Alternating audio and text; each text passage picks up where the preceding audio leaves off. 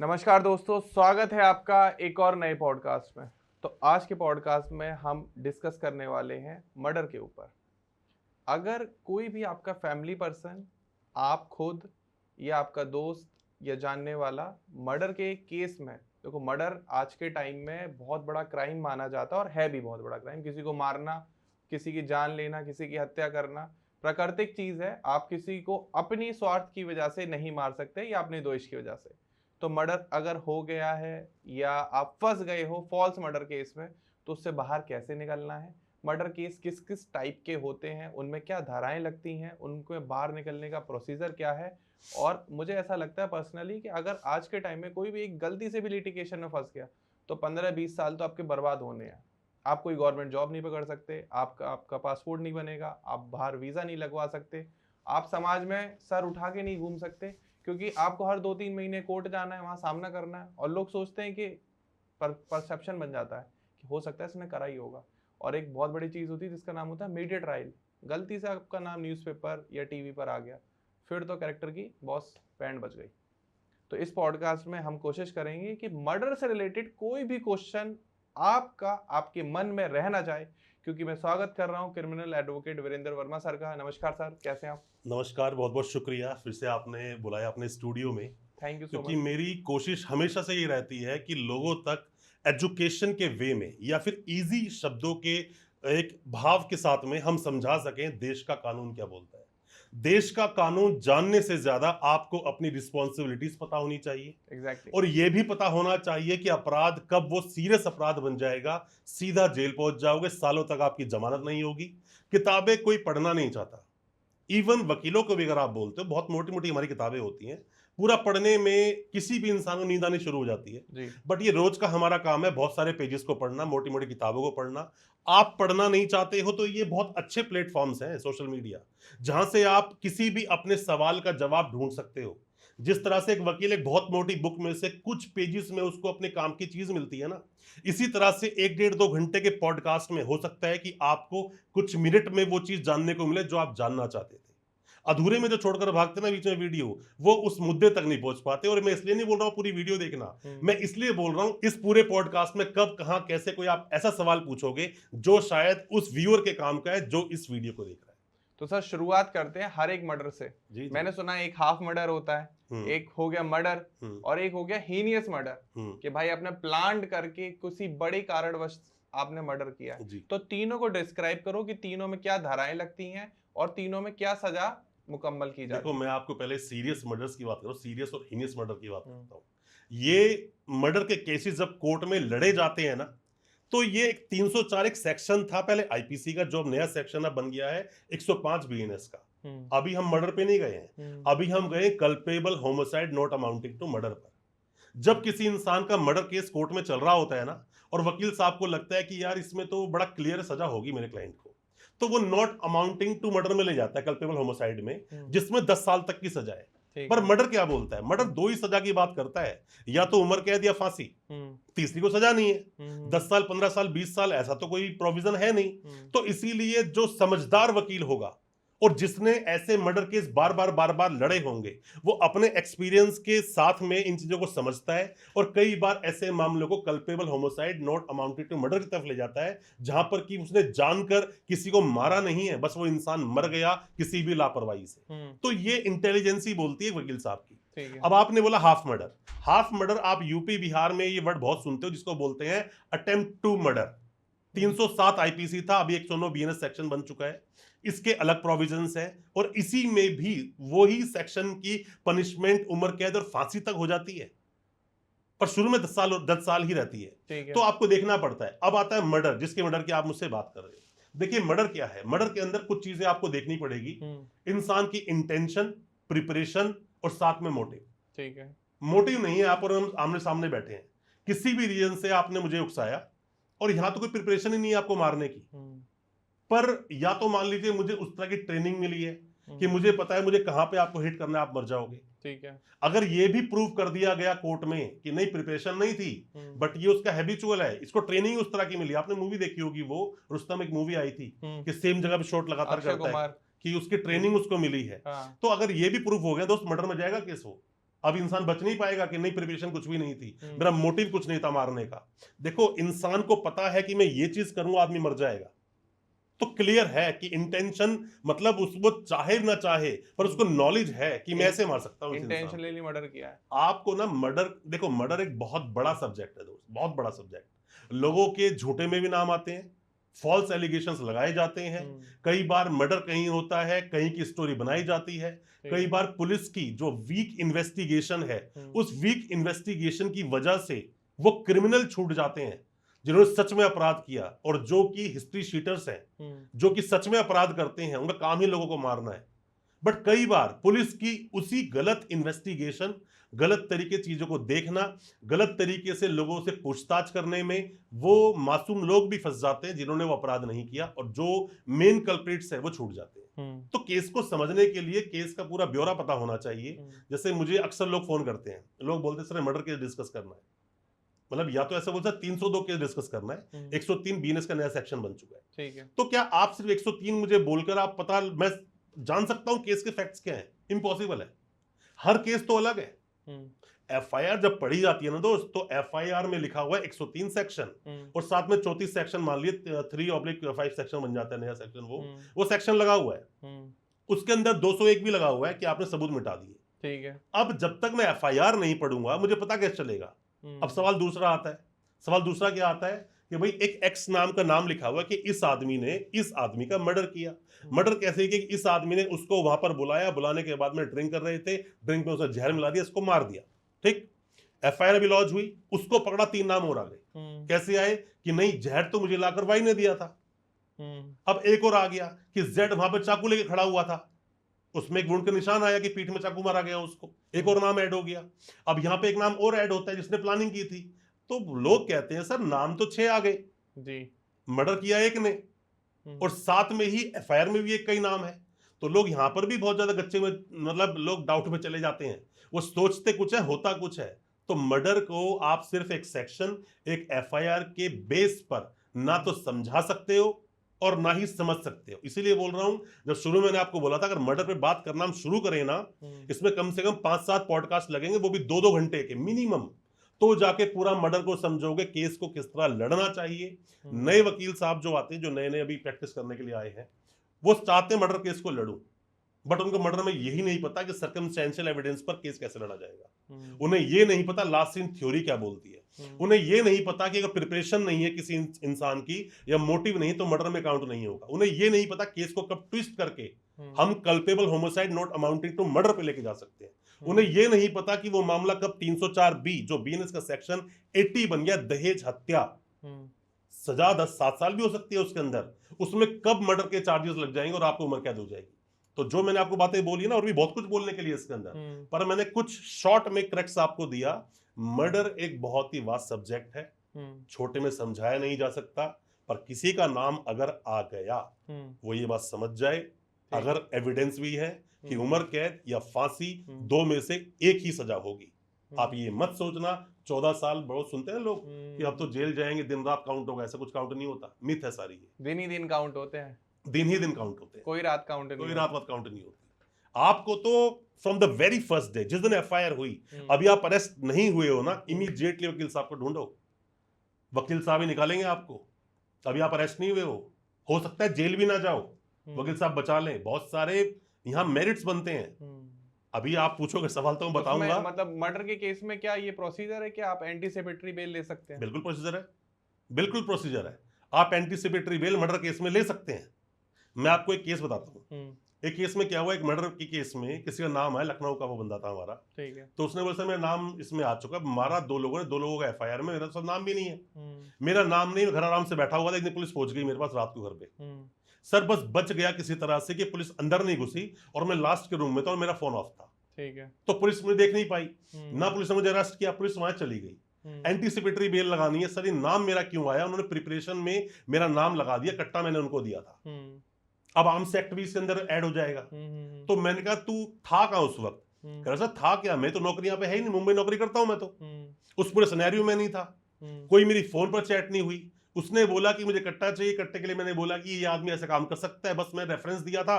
हकीकत ये है इस केस की, मुझे नहीं पता वो क्या होने वाला है। कट्टा यार, कट्टा लेकर कोई जाके ढोल तो बजाएगा नहीं ना, सही बात कि है। गोली मारेगा जाकर किसी को, ये तो कॉमन सी बात है। यहाँ पर आते हैं नॉलेज और इंटेंशन। नॉलेज यहाँ पे आ जाती है। उसकी जब हमने एंटीसिपेटरी बेल लगाई तो प्ली ऑफ एलिबाई बोलते हैं इसको, कि आप उस घटना पे नहीं थे। काफी देर तक उस पर आर्गुमेंट हुआ, बट उसको रिलीफ मिला। रिलीफ मिलता है लोगों को। एंटीसिपेटरी बेल आप ले सकते हो, ग्राउंड क्या ले रहे हो ये डिपेंड करता है, और वो बिना केस की डिटेल तक जाए कोई वकील साहब आपको बता नहीं पाएंगे। यही मेन होता है। मतलब क्या है कि लोग रील देखते हैं, वीडियोस देखते हैं और सीधे सोचते हैं कि लाओ वकील साहब से सीधे जान लें कि हम इससे बाहर कैसे निकलेंगे। सर मैं तो बहुत सारी रील देखता हूँ, अगर उसमें वहां रील पे क्या लिखा होता है कि अब नहीं होगी अरेस्टिंग मर्डर केस में। हाँ। अब नहीं होगी अरेस्टिंग मर्डर केस में। मर्डर केस में तो ये भी लिखा है नॉन कंपाउंडेबल है, कंपाउंड नहीं कर सकते आप उसको। 307 में लिखा है नॉन कंपाउंडेबल है, कंपाउंड नहीं कर सकते आप उसको।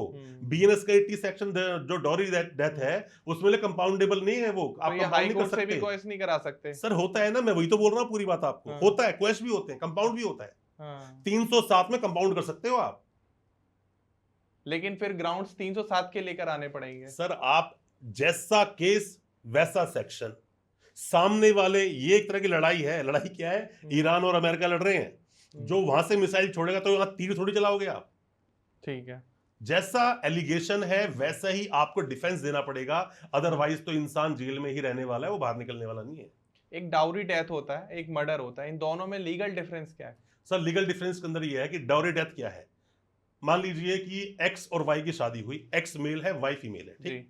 एक्स ने शादी की वाई से। अब 7 साल के अंदर अगर उस लड़की की जो बहू आई है शादी करके, अगर 7 साल के अंदर उसकी अननेचुरल डेथ हो गई, अननेचुरल मतलब जहर खा लिया, अननेचुरल है। वो पंखे से फांसी लगा ली, अननेचुरल है। छत से कूद गई, अननेचुरल है। अब इन्हीं केसेस को ना वो बनाया जाता है, जहर खा लिया, अननेचुरल है। बहुत सारे ऐसे ऑफेंस हो सकते हैं। अब वो नेचुरल कैसे बन जाता है? बिजली से करंट लग गया, वो नेचुरल देखो कब बनेगा, कब अननेचुरल बनेगा। बिजली से करंट लग गया, घर में वो खाना बनाती है, आग लग गई, वो ब्लास्ट हो गया, गंगा में डूब गई, गंगा में डूब गई, बहुत सारे होते हैं। अब एक लड़का एक लड़की के साथ, मतलब वो हस्बैंड अपनी वाइफ के साथ में जा रहा है उस नाव में बैठकर, उसने बिठाया साइड में और खुद बैठा बीच में, ठीक है। नाव चल रही है तेज की, थोड़ा धक्का मारा, लड़की गिर गई। अब डूब के मरी या डुबा के मारा? एक लड़की जाती है छत पर अपने कपड़े डालने के लिए, और वहां जैसे वहां पर पहुंचती है तो उसने पहले से आदमी ने उस तार में करंट छोड़ा हुआ था, रेलिंग में छोड़ दिया, रेलिंग में छोड़ दिया, करंट लग के मर गई। अब वो नेचुरल है कि अननेचुरल है? एक लेडीज छत पे खड़ी हुई है, दीवार से सहारा लेकर खड़ी हुई है वहां पर, और एकदम से दीवार गिर गई, वो नीचे लड़कियां गिरे और मर गई। अब वो ना उसका हस्बैंड है ना सास ससुर है, वो नेचुरल है। तो वकील साहब आप ये भी कहना चाह रहे हो अगर मर्डर भी करना है तो एक बार वकील साहब से बात कर लो। देखो ऐसा होता है, कोई इंसान मर्डर करने के लिए जा रहा है तो बहुत कुछ होता है। कई बार तो इंसान को बचाने में किसी का मर्डर हो जाता है। कभी ऐसा हुआ है किसी ने आपसे कंसल्ट किया हो कि मुझे मर्डर करना है, आप बताओ कि मैं कैसे? हमारा काम है लोगों को लीगल एडवाइस करना, मेरा काम है किसी भी सामने वाले को बचाना। मैं डिफेंस लॉयर हूँ, ठीक है। आपने मर्डर किया और आपने मुझे आके बोला मैं 3 गोली मारी, ऐसे मैंने सब कुछ किया, तो मुझे लीगल पॉइंट देखने पड़ेंगे उसमें कि कहां लीगल है, कहां इलीगलिटी आ रही है, क्या चीज चैलेंज हो सकती है, क्या चीज चैलेंज नहीं हो सकती है। ये मेरा काम नहीं है कि आपको बाद में सजा होगी या फिर एक्यूट कर जाओगे। मेरा काम है फिलहाल आपके डिफेंस को लेना। मेरा काम है फिलहाल अपने डिफेंस को कोर्ट में पूरी तरीके से, पूरी प्रिपरेशन से, पूरी ईमानदारी से, पूरे दमखम के साथ में पेश करना। मर्डर केस कोई चोरिया केस तो है नहीं। सही बात है। जाकर मैं बोलूंगा सर माय लॉर्ड्स प्लीज देख लो, आदमी 3 महीने जेल में, चार्जशीट फाइल हो गई जनाब, छोटे छोटे बच्चे हैं, प्लीज आप देख लो, बेल दे दो। जज डिसमिस मार के आपने थमा देगा मेरा ऑर्डर, जा। अरे भाई बोलना पड़ता है, क्या बोलना पड़ता है? माय लॉर्ड चार्जशीट फाइल होगी इसके अंदर तो इतने सारे ग्राउंड्स ऑफ अरेस्ट ही नहीं दिया, अरेस्ट कर लिया सामने वाले को, बस जैसे ही बोला। अब यहां पर सीधा मेरा बर्डन शिफ्ट हो गया किस पर? स्टेट पर। विहान कुमार का जजमेंट है, नहीं है अगर वाला तो मिहिर शाह का जजमेंट देख लो, क्या बोलता है? ग्राउंड्स ऑफ अरेस्ट देने पड़ेंगे। ये हुआ लीगल एंगल। अब मर्डर चाहे कैसे भी किया उसने, पर लीगल एंगल से मैं निकाल लिया उसको। अब चार्जशीट फाइल हुई है, मैं क्या बोलता हूं वहां पे जाकर कि माय लॉर्ड्स आज today is a 94th day, अभी तक चार्जशीट फाइल नहीं हुई है, डिफॉल्ट बेल का राइट मिलता है इसको। क्या मिलता है? 90 डेज में अगर चार्जशीट फाइल नहीं हुई तो यहां पर डिफॉल्ट बेल, जो कि स्टैट्यूटरी राइट है। आप ये नहीं बोल सकते कि नहीं सर इसमें एफएसएल पेंडिंग है सर, सप्लीमेंट्री, वो छोड़ो, फिलहाल मुझे बेल दो, बेल मिलेगी आपको यहां पर। अब बताओ ना सर, यहां तो मर्डर की बात ही नहीं हो रही ना, तो क्या कभी आपने लोअर कोर्ट से, सेशन कोर्ट से मर्डर केस में बेल कराई है? सर होती है ना, क्यों नहीं, कई बार होती है, लेकिन बहुत परसेप्शन लोग तो कराई ये है। हाई कोर्ट से जाना पड़ेगा। अरे सर ऐसा नहीं होता, देखो मेरी बात को समझिए, मर्डर जैसे केसेस के अंदर भी बर्डन ऑफ प्रूफ किस पर है, स्टेट पर है, मेरे ऊपर नहीं है। ठीक है। आपने बहुत सारी मूवी देखी होंगी, क्या बोलते हैं, सबूतों के अभाव में बरी किया गया, बाइज्जत। बाइज्जत बोलते हैं, इज्जत बरी कर दिया। और छोड़ो, अब बोलते हैं क्या, बेनिफिट ऑफ डाउट्स। इतने सारे डाउट क्रिएट कर दिए वकील साहब ने, केस लड़ते लड़ते लड़ते लड़ते उसको बोले कि 4 चाकू मारे, इसके 4 चाकू लगे, 4 चाकू मारे तो इस आदमी ने मारे। यहां पर ना मैं आपको एक सेक्शन के साथ बताना चाहूंगा, आप अच्छा समझोगे। एविडेंस के 2 सेक्शन आते हैं यहाँ पे, इसमें सेक्शन 25, सेक्शन 27। एक बोलता है, आपने सुना होगा, फिल्मों में देखते हो आप ये चीजें, बोलते हैं कि any statement given before the police in custody, और कहीं पर भी आपने दी है तो वो कोर्ट में एडमिसिबल नहीं है। सुना है ना आपने? वैलिड तो हो सकती है, एडमिसिबल एक जो वर्ड है ना, ये सेक्शन 27 को हिट करता है। यहां बोलते हैं रिकवरी डिस्कवरी। अब यहाँ पे 2 चीजें समझाता हूं मैं आपको। एक आदमी बोलता है कि इसी आदमी ने मर्डर किया, और जो मर्डर किया उस आदमी का, तो इसकी जो टी शर्ट में खून वून लगा और जो चाकू लगा वो इसके घर पे है। ठीक है। घर पे पड़ा हुआ है और बेड के नीचे पड़ा हुआ है। ठीक। अब पुलिस को लेकर गई और जाकर वहां बरामद कर लिया। अब इसने बोला था कि मैंने चाकू मारा और मेरा चाकू वहां रखा हुआ है। जैसी पुलिस वहां पर लेकर गई, चाकू मिल गया, वो मिल गया। अब यहां पर 27 हिट हो गया, यहां बोलते रिकवरी डिस्कवरी हो गई, पुलिस के सामने दी गई स्टेटमेंट वैलिड हो गई। ओके। पर यह अधूरा सत्य है। हाँ? मैंने अभी आपको एक बात बोली थी बाहर कि सर इतनी मोटी बुक तो हम पढ़ते हैं, पर इतनी मोटी बुक में से काम की चीजें छोटी से कुछ पेजेस में होती है। हम जब कोर्ट में खड़े बड़ी बड़ी मोटी मोटी किताबें खरीदते हैं, लोग तो इतनी मोटी बुक कोई पूरी पढ़नी पड़ती है। हाँ पढ़ते हैं पूरी भी, पर सारी बुक को नहीं पढ़ते हम। मेन पूरी बुक को पढ़ते पढ़ते पढ़ते पढ़ते पढ़ते पढ़ते एंड में कुछ चीज मिल जाती है, ओ ये तो मेरे काम का है। अब यहां पर एक बात क्या बोलती है, पुलिस का काम है इन्वेस्टिगेशन करना, इन्वेस्टिगेशन करना है। मेरे घर पे मैंने कोई चीज डाली हुई है और पुलिस मेरे को लेकर जाए, पुलिस ने इन्वेस्टिगेशन कहां से करी, उसे इन्फॉर्मेशन कहां से मिली, वो मेरे घर लेकर गई। अब यहां पर एक बात आती है, 105 सेक्शन आता है अभी बीएनएसएस का, उसमें बोलते हैं वीडियोग्राफी। ठीक है। पूरी वीडियोग्राफी होगी। अब यहां वीडियोग्राफी नहीं है और आपने जाके रिकवर कर लिया वो चाकू भी और कपड़े भी, ठीक है, उसकी एडमिसिबिलिटी नहीं है। अब आप दिखा रहे हो कि देखो ये फोन पर बातें कर रहा है, कट्टा खरीदा इस आदमी से गोली मारने के लिए, उसने जाके वो मेरी जो भी बात की मैंने एफएसएल का सब कुछ लगा दिया, 65 भी लगाना भूल गया वो। 65 भी लगाना पड़ता है कि हम जो दस्तावेज दे रहे हैं, हम जो प्रूफ दे रहे हैं, सर्टिफाइड करते हैं कि वो ओरिजिनल है। अब जिस फोन से रिकॉर्डिंग, फोन ही गायब है, कॉपी मार के दिया हुआ है उसके सीडी के अंदर या पेन ड्राइव में, अरे नहीं है एडमिसिबल भाई वो। देखो मर्डर जैसे केसेस को, मैं फिर बोल रहा हूं, मर्डर जैसे केसेस को, सबकी बात नहीं कर रहा हूं, बट मैक्सिमम केसेस में आप स्टोरी पे मत जाओ, आप मेरिट पे मत जाओ। अगर मेरिट पे जाओगे शायद सजा हो जाए, क्वेश्चन ऑफ लॉ पे जाओ, कानून क्या बोलता है। बार बार बोल रहा हूं, बर्डन ऑफ प्रूफ किस पर है, स्टेट पर। आपका काम है डाउट क्रिएट करना, जितने डाउट क्रिएट कर सकते हो कर दो। क्या ये भी पॉसिबल है कि अगर किसी ने मर्डर कर दिया और वेपन जो है वो गलत पकड़ा दे कि मैंने इससे नहीं, इससे मर्डर करा, तो बरी हो जाएगा वो। अरे केस लड़ाई मैंने ऐसे, क्या हुआ था कि जब मैंने उससे पूछा, अपने बंदे से अंदर जाकर जेल में जाके पूछा, देखो कुछ बातें ना समाज को ऑफेंड करती है, ठीक, मेरी ड्यूटी है दोस्त ये। अब मान लो किसी इंसान के चोट लगी, ब्रेन हेमरेज हो गया, तो जब तक काटेगा नहीं, ब्रेन तक पहुंचेगा नहीं, क्या क्या वो डॉक्टर उसका ट्रीटमेंट कर पाएगा। अब किसी को काटना तो ऑफेंड करता है ना, खून निकाल दिया किसी के। अब मैं एक वकील हूं, मेरा काम है अपने सामने वाले को बचाना, जो मेरा क्लाइंट है जेल में या कहीं पर भी है, चाहे फरार चल रहा है, उससे मतलब नहीं है, ठीक है। हमारी हम जो बात कॉन्फिडेंशियल हमारी बातें होती हैं सारी, तो इसमें कोई हमें इंटरप्ट नहीं कर सकता, इवन कोर्ट भी नहीं करता है कि मेरे क्लाइंट के बीच में क्या बात हो रही है। अब सामने वाले के लिए मैं जब पूछने गया, मैं कैसे मारा इनको, कैसे मरे, वो मुझे खुद बोलता है कि सर जो जिससे धागा काटते हैं ना, उससे गला काटा था। 2-3 बंदे उसके अंदर मरे। मैं केस का डिस्क्लोज नहीं कर रहा हूं, पर मैं आपको एक एग्जांपल देकर समझा रहा हूं। अब जब मैंने कोर्ट में देख रहा हूं तो वहां पेचकस दिखा रहे हैं, बड़ा वाला पेचकस, तो पेचकस मारा है। मैंने बहुत स्टडी करी उसकी, मैं कहा विड्थ, जब किसी के वुंड मतलब किसी के लगेगा, पेचकस किसी को मार दिया तो गोल होगा ना वो, और चौड़ा इतना घाव बनेगा, और ब्लेड से काटा तो बड़ा एक थिन सी लाइन बनेगी, यही होगा ना। और मेडिकल रिपोर्ट पढ़ रहा हूं मैं, उसके अंदर थिन लाइन दिखा रहा है उसके अंदर। यही मेरा आर्गुमेंट का मुद्दा था कि इस आदमी का मर्डर ना तो मैंने किया और ना ही वो मर्डर वेपन है।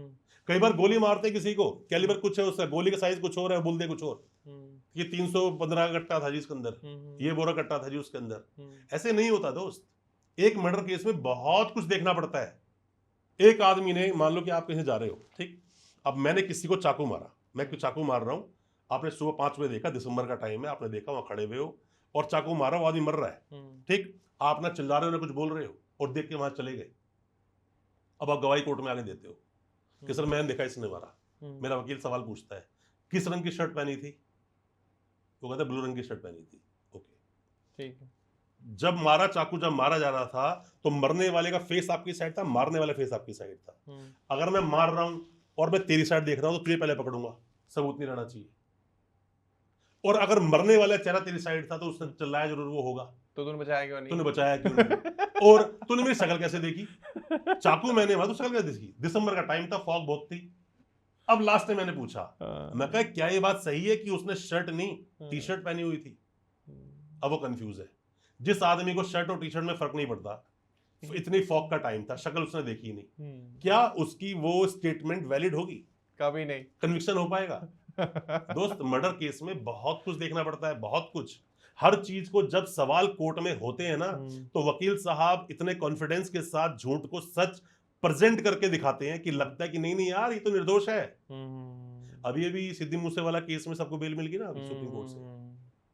अच्छा, पूरा समाज को झंझोड़ देने वाला केस था, बेल मिली है ना, सबको मिल जाती है। कहीं ना कहीं लैकिंग रही होगी, उन लैकिंग पर ही बेल मिलती है। अब देखो एक और केस है, ठीक है, वैसे तो आज हम मर्डर पे बात कर रहे हैं, उस पर भी एक दिन बात जरूर करेंगे। पॉक्सो का केस है। हाँ बताइए। और हमारे ये आशाराम बापू जी हैं, इनको आज तक बेल नहीं मिली और अब तो कन्विक्टेड भी हो गए, सजा भी हो गई। ठीक है। तो इनके केस में क्या ग्राउंड्स में या इनके वकील साहब ने क्या बड़ी गलती करी थी जो इनको बेल नहीं मिली? देखो मैं आपको ना 4-5 मुद्दे बताता हूँ जिनके आधार पर आपको बेल कभी नहीं मिलेगी। ठीक है। या तो मिल जाएगी। ये 4-5 मुद्दे पकड़ लो। पहला, सबसे मेन 2 मुद्दे आते हैं। पहला आता है कि आप जाके एविडेंस में छेड़छाड़ कर दोगे। ठीक। दूसरा, गवाह को आप जाके अपनी तरफ बेला फुसला लोगे, ट्विटर विटनेस बोलते हैं ना, आप वो सब कर लोगे।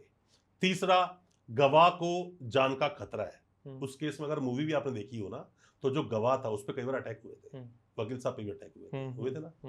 और जिस पॉक्सो की आप बात कर रहे हो, पॉक्सो में section 6 protection of children from sexual offences act 2012 amendment 2019, section 6 बोलता है कम से कम 20 साल की सजा, उम्र कैद और फांसी तक का प्रोविजन है।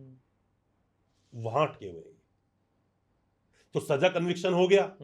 अभी भी अगर बाहर निकलते हैं, क्योंकि पहले भी उस जो विक्टिम था उसको धमकाया या जान से मारने की कोशिश की गई, तो निकलने के बाद वो चीज नहीं होगी, क्या गारंटी क्या है इस चीज? लेकिन वकील साहब यहाँ एक बड़ी बात है, प्रॉब्लम भी है। अब जो बंदा एक्यूज्ड है वो जेल में है, ठीक है, अब उसके अभाव में कोई दूसरा बंदा विक्टिम के या फिर उस जो गवाह है उसको डरा धमका रहा है, तो एक्यूज की क्या गलती? देखो सर, ऐसा होता है कि सामने वाला उसको डरा धमका रहा है, उसका बेनिफिट क्या है? क्यों? या तो आपकी दुश्मनी हो। भक्त होगा? नहीं, भक्त नहीं सर, भक्त है तो गलती उसकी, गलती मेरी थोड़ी है। अब बात ये आती है सारी, किसी ने डरा धमका किसी को दिया तो अल्टीमेटली बेनिफिट मुझे मिलने वाला है।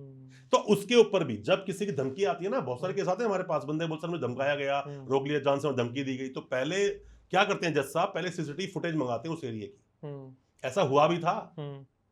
तो ऐसे में सिर्फ एलिगेशन दे देना कि मुझे जान से मार देगा, धमका दिया, डरा दिया, ऐसे नहीं होता। उसका एविडेंस मंगाया जाता है, एविडेंस आने के आधार पर फिर उस बात को सुना जाता है दोस्त, ऐसे नहीं होता। अब यहां पर एक वर्ड बनता है कंपैशनेट ग्राउंड, ह्यूमैनिटेरियन ग्राउंड। इंसानियत के नाते एक इंसान की एज इतनी ज्यादा हो चुकी है, उन्हें बेल दी जा सकती है।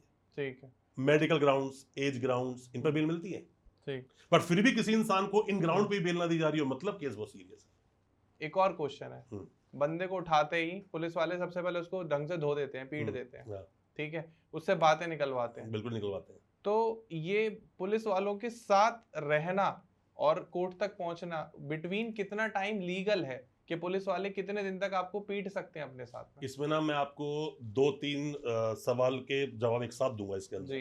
पहला, प्रिवेंशन ऑफ करप्शन 1988, ये पीसी एक्ट बोलते हैं इसे। सेक्शन 17A का आपको यूज करना चाहिए। यूज क्या करना चाहिए कि पुलिस वाले ने आपको डराया, धमकाया, इन्फ्लुएंस में लिया और आपसे ब्राइब मांगी। ठीक है, कि इतना पैसा दे बेटा, तेरे को उठा तो लिया है, एनडीपीएस में तेरे को उठा लिया, तेरे पास हेरोइन मिली है 300 ग्राम, 30 लाख का जुगाड़ कर ले सुबह तक, नहीं तो तू जाएगा, तेरी बेल नहीं होगी। एनडीपीएस में नार्कोटिक्स ब्यूरो जो हमारा बना हुआ है इसके अंदर, NDPS narcotic drug and psychotropic substance 1985 का जो ये एक हमारा एक्ट है, जिसके अंदर की आप सेक्शंस देखते हो, इसमें 3 बातें बनती हैं: small quantity, intermediate quantity, commercial quantity. ठीक, कमर्शियल क्वांटिटी में बंदा जेल गया 2-3 साल तक तो पूछते भी नहीं उसको बिल देने के लिए, तो वो कहते हैं या तो 30 लाख का जुगाड़ कर ले, नहीं तो जेल जाएगा। अब यहाँ पे धमकी टाइप की आ गया ना उसको, इमीडिएटली अगर ऐसा हुआ तो यहाँ पे एक प्रोविजन और बोलता है कि इसमें अगर सेक्शन 8 अगर आप पढ़ते हो उसके प्रोविजन में जाके देखते हो तो वहां लिखता है कि 7 डेज में कंप्लेंट करनी पड़ेगी पीसी एक्ट में। अगर आपने कंप्लेंट यहाँ पे कर दी तो उस पुलिस वाले पे इंक्वायरी बैठेगी, सस्पेंड होगा, टर्मिनेट भी हो सकता है। यहाँ तो एक बात आई कि पुलिस आपकी कस्टडी में, पुलिस कस्टडी में कोई इंसान है तो यहाँ पर क्या क्या होता है, ये सबसे पहले होता है। खास करके ऐसे मामलों में जहां पर बात पैसे की चल रही हो, चीटिंग फोर्जरी का मामला हो, एनडीपीएस का मामला हो, जहां पैसे का लेन देन हो सकता है। मर्डर में भी होता है। मर्डर में क्या होता है, एक बंदे को बोलते हैं, 3 बंदे को उठा लिया, एक बंदे जहां रोल नहीं, उसको बोलते हैं बेटा 10 लाख का जुगाड़ कर ले तो तेरे को छोड़ेंगे वरना तो तू गया। अब उसको नाम नहीं है उसका, पुलिस चाहे तो 41A का नोटिस देके पूछताछ करके छोड़ सकती है। अब भी वो वही करेगी, परमानेंट नहीं छोड़ेंगे आपको, पर जेल नहीं जाओगे आप। तो यहां पर सेम वही पीसी एक्ट आ जाता है। पीसी एक्ट में कंप्लेंट करो सेक्शन 17 में जाकर। अब यहां पे एक बात और आती है सेक्शन 8 में, डिमांड कैसे प्रूव करोगे? जब तक डिमांड नहीं हुई तब तक प्रिवेंशन ऑफ करप्शन के चार्जेस नहीं लगेंगे। 41A का मिसयूज होता है? बिल्कुल होता है, बहुत हाई लेवल पे होता है। पैसा दिया 41A पे छोड़ देंगे, पैसा नहीं दिया 41A नोटिस दिया, बुला के दिखाएंगे, तू भाग सकता है, तू कोर्ट अटेंड नहीं करेगा, तू जाके बाहर गवाह धमका सकता है, डॉक्यूमेंट में छेड़छाड़ कर सकता है, बहुत सारी बातें दिखाकर अरेस्ट कर लेते हैं उसे। भाई देखो मैं एक बात आपको बताता हूं, जाना चाहिए 41A में, जाना ही पड़ेगा आपको, मजबूरी है आपकी, मजबूरी है सर। देखो 41 नोटिस मिला आपको और आपको लग रहा है क्लियर एप्रीहेंशन है, मुझे अरेस्ट करेंगे, तो कोर्ट खुले आपके सामने, आप जाओ एंटीसिपेटरी बिल लगाओ।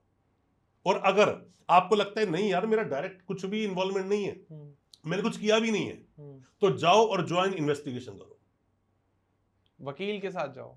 जाना तो वकील के साथ ही चाहिए दोस्त। अगर नहीं जा रहे तो पुलिस वाला आपसे वो सब सवाल भी पूछेगा। देखो बोलते हैं कि सेल्फ इंक्रिमिनेशन जब ऐसा होता है आर्टिकल 20 सब क्लॉज 3 कि आपसे ही आप ही के खिलाफ गवाही नहीं ले सकते, आपसे ही आप ही के खिलाफ सबूत नहीं ले सकते, बट पुलिस सब ले लेती है। और बाद में क्या बोलते हैं, you are not cooperating, not cooperation का हवाला देकर आपकी बिल डिसमिस करा देते हैं। तो ऐसा ही बिल्कुल होता है। तो आपको देखना पड़ेगा, यहां पर आप एंटी करप्शन में जा सकते हो अगर पुलिस वाला गड़बड़ कर रहा है।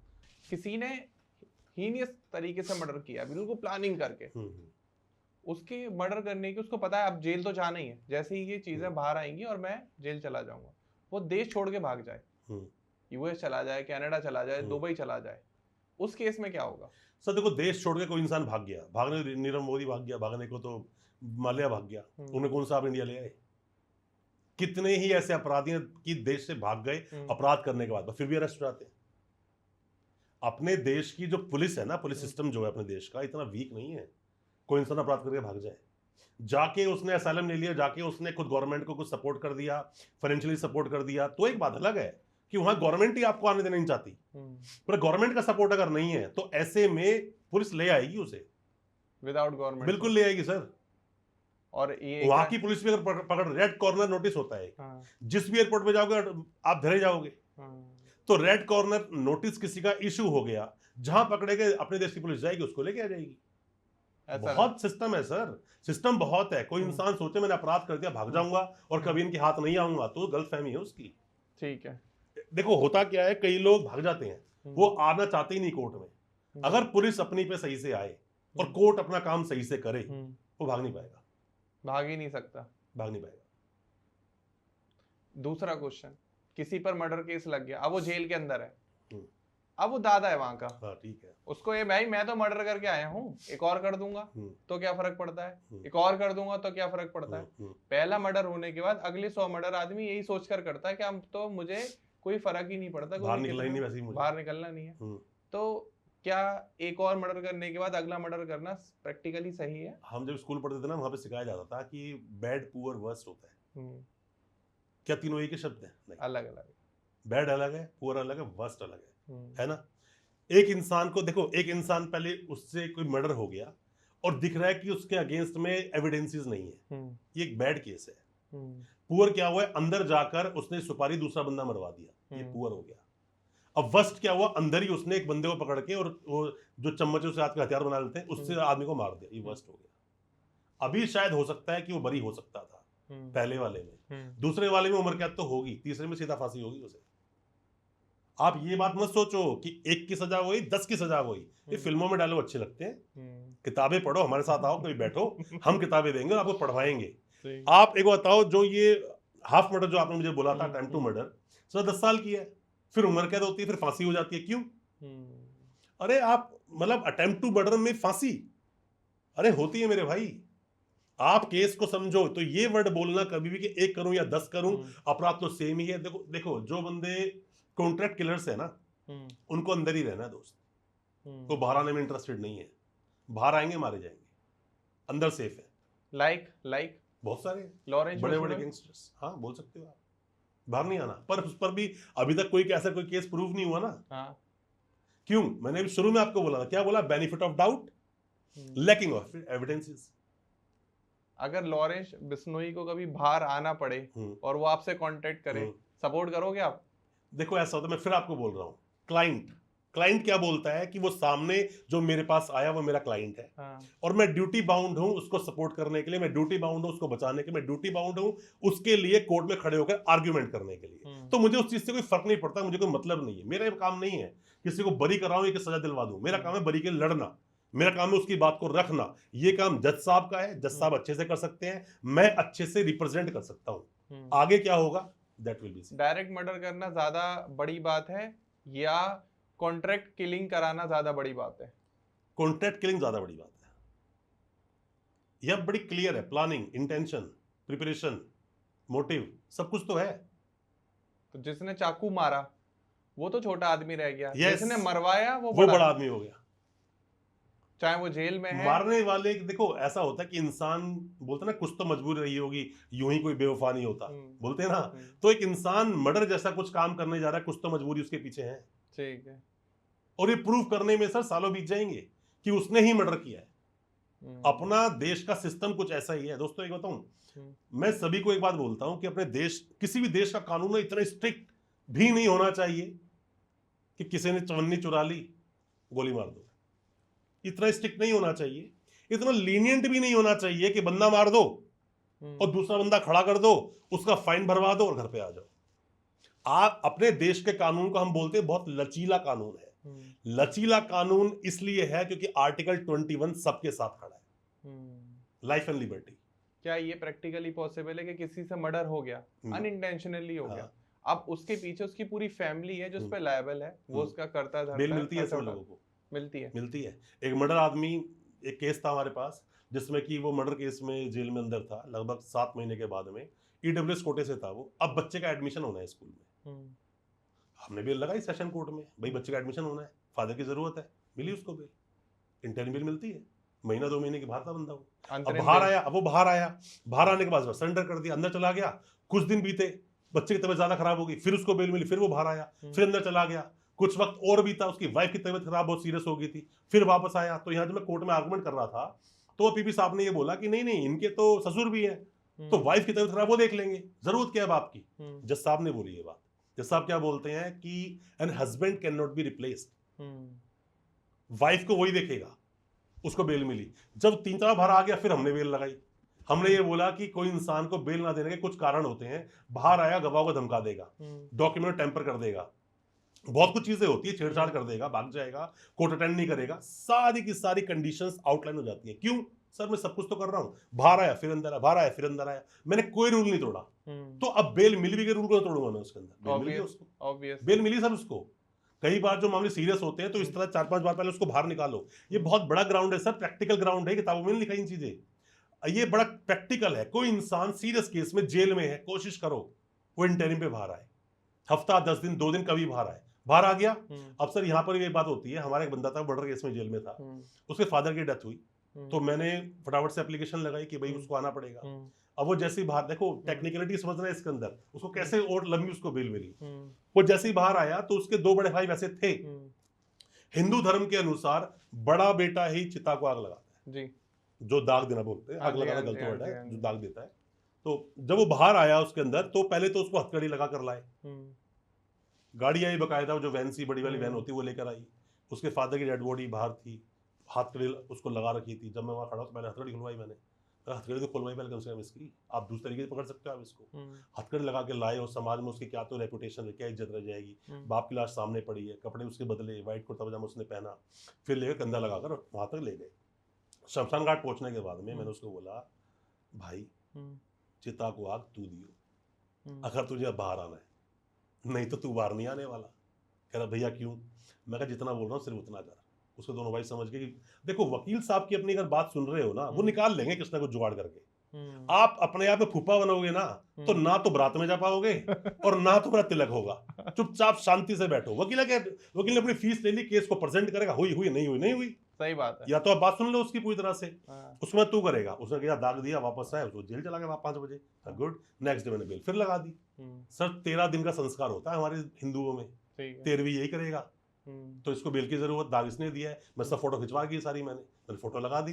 जज साहब ने मुझे बोला कि वकील साहब इसके बड़े भाई भी थे, ये तो आपने अपना दिमाग यूज कर लिया। मैं कहा जनाब मैं दिमाग यूज करने वाला कौन होता हूँ? बाप की अंतिम इच्छा थी कि मेरी चिता को आग मेरा छोटा बेटा ही देगा, बड़े दोनों बच्चे नकारे हैं इसके। अगर आप लिख के दे सकते हो मैं दे सकता हूँ जी। एफिडेविट दिया बकायदा हमने कि दोनों भाई सपोर्ट नहीं करते हैं फैमिली को, और मम्मी व्हील चेयर पर है, उसको मिली।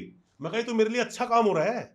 अच्छा काम क्यों हो रहा है? कल मैं दोबारा बेल लूंगा यही बात लगा कर कि मेरी मम्मी व्हील चेयर है और मेरे दोनों भाई काम के नहीं है, वो ध्यान नहीं देते। मैं तो मेरे फेवर की चीज होगी ना, हम दे दिया एफिडेविट, 13 दिन की बेल मिल गई, वो बंदा बाहर आ गया। 13 दिन और एक्सटेंड हुए, 1 महीना बंदा बाहर रहा, सरेंडर करवाया। 2-3 महीने बीते, उसकी मम्मी सच में व्हील चेयर पे थी। उसकी मम्मी के अब हमें हॉस्पिटल में लगवाना था, सेम एफिडेविट लगा दिया वापस मैंने। मेरे दोनों भाई ध्यान देते हैं, अलग रहते हैं मम्मी से, अकेला साथ रहा करता था बाप के साथ में, बाप की डेथ हो गई, माँ को दिखाए कौन? फिर उसको बेल मिली। सर मैं आपको बता रहा हूं वकील की चतुराई और वकील किस तरह केस को प्रेजेंट करता है। उस बंदे की बेल भी हुई रेगुलर, बंदा बाहर वो आया और आज उसे केस चल रहा है। लेकिन एक डाउट है, जब कभी भी बंदा जेल जाता है, हाँ। तो ज्यादातर वकील साहब एक बात बोलते हैं कि पहले इसके 14 दिन कंप्लीट हो जाने दो फिर बेल लगाएंगे। वो 14 दिन की साइकिल क्या होती है? आपने या तो कुछ ऐसे वकील साहब से डिस्कशन किया जिन वकील साहब को अभी सही से नॉलेज नहीं है, या तो उनसे डिस्कशन किया जो वकील साहब अभी क्रिमिनल प्रैक्टिस कर नहीं रहे। जैसी बंदा जेल जाता है ना, नेक्स्ट बेल लगाए थे हम, और वो खारिज हो जाती है। जरूरी नहीं है बेल हो जाती है, मुद्दा पकड़ना पड़ता है सर। मुद्दा पकड़ोगे, आपको ना थोड़ा सा मैं समझाता हूँ, समझना इस चीज को क्या है। चाहे वो केस कोई भी हो, चाहे वो एनडीपीएस हो, चाहे वो पॉक्सो हो, चाहे वो मर्डर केस हो, चाहे वो आपका अटेम्प्ट टू मर्डर केस हो, चाहे चोरी का केस हो, ठीक है, लोग चोरी में भी जेल चले जाते हैं।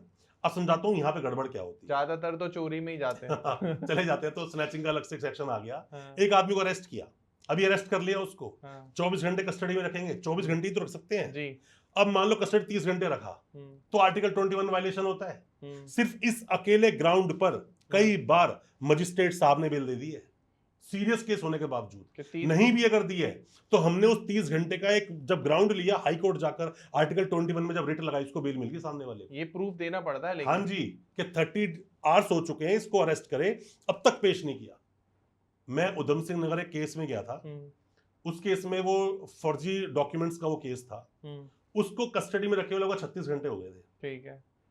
और पुलिस वाले शाम को लगभग 3-4 बजे के आसपास प्रेस कॉन्फ्रेंस कर रहे हैं, सब बैठे हुए वहां पर, बड़ी बड़ी बातें चल रही है। मैं कोर्ट में खड़ा था, मैं कोई बात नहीं, जाने दो, हम तो खड़ी इसीलिए। सही बात है। वह कोर्ट में थे और लगभग 6:30-7 बज गए, जज साहब भी उठ चुके थे, सब कुछ हो चुका था। वापस मैंने वहां से कॉल करवाया कि मेरे बंदे को अभी तक यहाँ प्रोडक्शन मतलब प्रोड्यूस नहीं किया गया है, मेरा आदमी जिंदा है मर गया पता कैसे चलेगा, मैं एप्लीकेशन बना के दे रहा हूँ, रिसीव करो इसको। मैं एप्लीकेशन लिख दी फटाफट से उसके अंदर कि मेरे बंदे को तब इन्होंने अरेस्ट किया, ऐसे टाइम था, ये सब चीज़ थी, मीटिंग कर रहे थे वहाँ, रेड सब कुछ दिखा दिया मैंने। दिखाने के बाद में जज साहब बैठे रात को 8:30 बजे, जज साहब बैठे, 2 बंदों को पेश किया गया जिनके पास से बहुत सारे प्रिंटर मिले, बहुत सारी मार्कशीट्स मिली, बहुत सारे डॉक्यूमेंट मिले। रिमांड नहीं होने दिया उसका मैंने, जेल में। वो जेल गए, बेल नहीं दी वहां से, हालांकि प्रूफ था। जज साहब ने ये बात कंसिडर नहीं की, जेल भेजा पर रिमांड नहीं हुआ।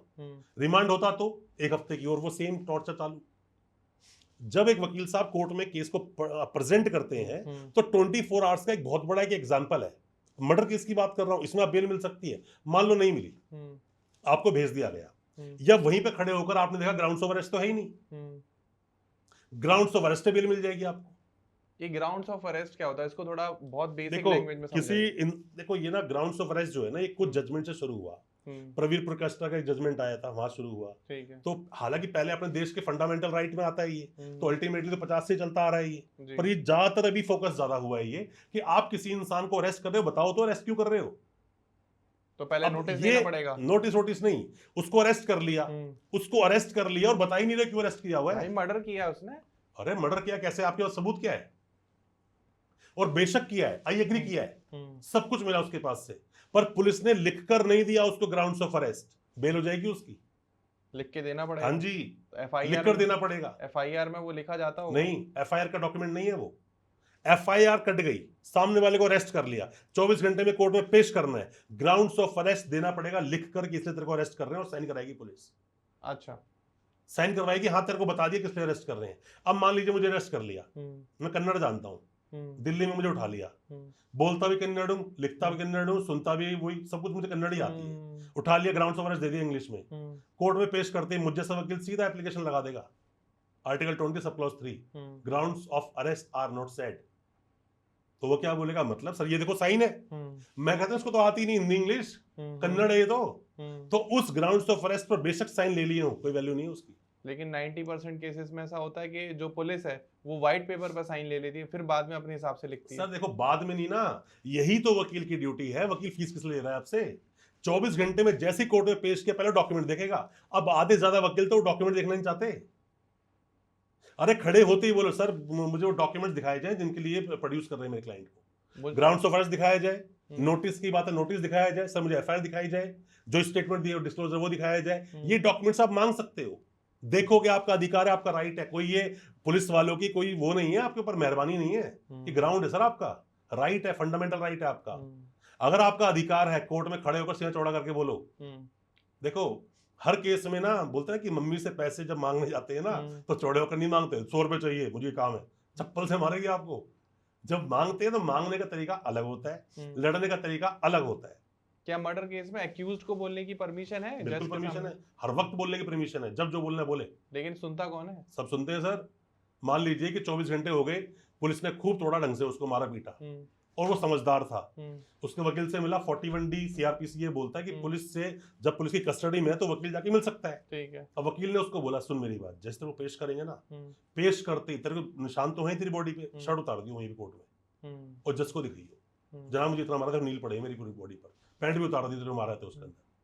कई बार कर देता हूं मैं तो ये कोर्ट के अंदर काम, ये डिपेंड करता है सर आप कितने, मतलब कोर्ट सर मैं शर्म किस लिए, कोई मेरा ससुर थोड़ी खड़ा है वहां पर। सही बात है, मुझे तो अपना काम करना है। अब ये कर चुका हूं मैं एक बार सेम कोर्ट में, जब चोट वोट लगी थी, मैं कहता मैं बोलूंगा ना तो दिखेगा नहीं, जो दिखता है वही चलता है। तो जैसी कोर्ट में गया, जैसे खड़ा करा, फटाफट शर्ट बटन खोल लग गया वो, तो खोले फटा उतार दी, मैं जनाब इतना मारा, देखो कितने नील पड़े उसकी बॉडी पर। क्या पुलिस कस्टोडियल टॉर्चर क्या कहीं भी वैलिड हो सकता है? नहीं हो सकता। जितने पुलिस खड़े थे ना थाने के साथ, सस्पेंड का ऑर्डर आ गया सर, सस्पेंड हो गए। होते हैं। आपको अपने राइट्स को सही तरीके से प्रेजेंट करना पड़ेगा, सब रेमेडी मिलती है। क्या एक्यूज्ड खुद विटनेस बन सकता है अपने केस का? बिल्कुल बनता है। 315 CRPC क्या बोलता है, पर ये एंड का प्रोसेस है ये, मतलब देखो केस चल रहा है, अरेस्ट कर लिया, पेश कर दिया, चार्जशीट लग गई, आपके आर्गुमेंट ऑन चार्ज हो गए, सारे एविडेंस हो गए, डी ये एक स्टेज आती है 313 की स्टेटमेंट, 315 की स्टेटमेंट। 313 की स्टेटमेंट बोलते हैं स्टेटमेंट ऑफ एक्यूज। ठीक है, एक्यूज अपनी स्टेटमेंट दे रहा है, गवाही तो बना हुआ है, बता रहा है वो, सर ऐसा नहीं हुआ, सर वैसा नहीं हुआ, सर ये गलत है, सर वो गलत है, हो गया। अब 315 की एप्लीकेशन लगती है जब वो गवाह बन जाता है। अभी गवाह नहीं था 315 में, 313 में गवाह नहीं था क्योंकि वो ऑन ओथ नहीं होती। ठीक है, अब 315 गवाही है। ठीक है, आपने जो बोला बहुत अच्छा क्वेश्चन है, ऑनेस्टली पूरे पॉडकास्ट का सब सुपर क्वेश्चन है ये। और लोगों को क्या मतलब, कई सारे वकील 315 की एप्लीकेशन ही नहीं लगाते। आप मर्डर केस में भाई 315 लगा देना, सबको बोल रहा हूं मैं। आप अगर मर्डर केस में हो, 304 में हो, 304 जो 105 सेक्शन बन गया अभी अपना BNS का, आप चाहे तो 109 में हो, अटेम्प्ट टू मर्डर में हो, चाहे 304B में हो, आप किसी भी केस में हो, आप 315 जरूर लगाना। और 91 की एप्लीकेशन शुरू से लगा के चलना। अपने कम से कम जो एविडेंसेस हैं, वॉइस रिकॉर्डिंग है, CCTV है, लोकेशन है, एक वक्त के बाद खत्म हो जाती है। आप प्रिजर्व की एप्लीकेशन लगा के चलो कि ये चीजें प्रिजर्व करके रखी जाए, ये मेरे काम के एविडेंसेस हैं। टिकट्स हो सकती हैं, कुछ भी। देखो मैं फिर आपको बता रहा हूं, अच्छे देखो मैं तो किसी वकील खराब तो बोलता नहीं। क्यों नहीं बोलता? एक इंसान की प्रैक्टिस होती है, एक्सपर्टीज होती है। ठीक है। एक काम को बार बार बार बार बार बार करते करते, अब मम्मी जब घर में कुछ खाना बनाती है तो वो थोड़ा काट रही होती है ना, उनकी उंगली नहीं कटती, आप काट के देखो उंगली कट जाएगी। प्रैक्टिस बोलते हैं इसको, ठीक। एक वकील साहब की जो प्रैक्टिस बार बार बार बार बार बार करने की, उसका एक्सपीरियंस होता है। आपने मुझे बोला कि सर ये एफआईआर पढ़वानी है जी, तो एक अच्छा वकील फीस मांगेगा आपसे। एक वकील है वो फीस नहीं लेंगे कि वो सीख रहे हैं, या फर्क है बहुत बड़ा। ये समझदार या इंटेलिजेंट या प्रैक्टिस्ड वकील वो कमियां निकालेगा एफआईआर में से जो आप सोच नहीं सकते। उसका पढ़ने का नजरिया अलग है। जब मैं किसी एफआईआर को पढ़ता हूं, मेरा तरीका है, पहले मैं एफआईआर पढ़ता हूं, दिमाग में आ जाता है कि मेरा एक्सपीरियंस बोलता है कि भाई ऐसा ऐसा हुआ इस केस में, पहले सेम केस लड़ चुके हैं, तो हर एक स्टेटमेंट पे एक कोई ना कोई हम केस को सामने ला सकते हैं। ठीक है। पढ़ने के बाद में उसको मैं उसी वक्त नहीं, 2-3 घंटे के बाद आंख बंद करके 2-4 मिनट के लिए वापस रिवाइज करता हूं, ऐसा ऐसा हुआ, उसको एक माइंड में एक पिक्चर बनाता हूं उसकी। तो ना बहुत सारी चीजें रास्ते में अटक जाती हैं, फिर दोबारा पढ़ता हूं उसको। तो जब दोबारा पढ़ने बैठता हूं ना, सोचने के बाद, वो एफआईआर बदल चुकी होती है। मैक्सिमम 90% एफआईआर बदल जाती है। बदलती कैसे है? मेरे सोचने का नजरिया बदल जाता है, मेरा पढ़ने का नजरिया बदल जाता है। एक में एफआईआर में लिखा हुआ है कि रात को 11 बजे जब मैं एक्स के साथ बुलेट पर जा रहा था, उतरने के बाद में इसका एक आदमी वहां पे खड़ा हुआ था जिसके हाथ में चाकू था, उतरते ही इसने उसे गर्दन पकड़ लिया, उस गर्दन में चाकू मार दिया।